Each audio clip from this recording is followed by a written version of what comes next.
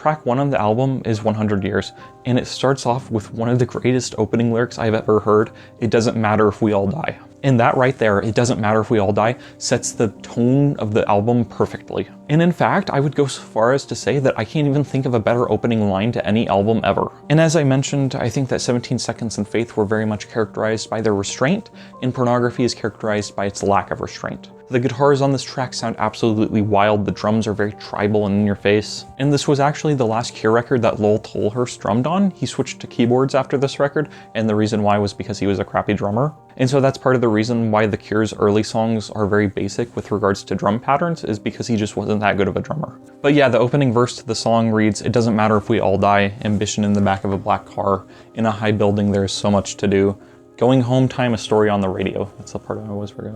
Then verse 2 starts with, "Something small falls out of your mouth and we laugh." Robert Smith is constantly talking about laughter on this record, and as I said before, this is a record defined by madness. So it's not like a happy haha we're having such a good time laugh, it's a laugh like the Joker laughs. There's some really nasty lyrics on this record, for instance, sharing the world with slaughtered pigs. There's also a reference to mirrors on this song. The death of her father pushing her white face into the mirror. I like this lyric that seems to describe the sensation of dying. "The ribbon tightens round my throat, I open my mouth and my head bursts open, a sound like a tiger thrashing in the water, over and over, we die one after the other." There are a lot of different ways that you can view the lyrics. In some ways it feels like it's about paying attention to wars that are far away, watching them through your television or listening to them on the radio. And then of course the last half of the song seems to be more about experiencing war yourself and that experience.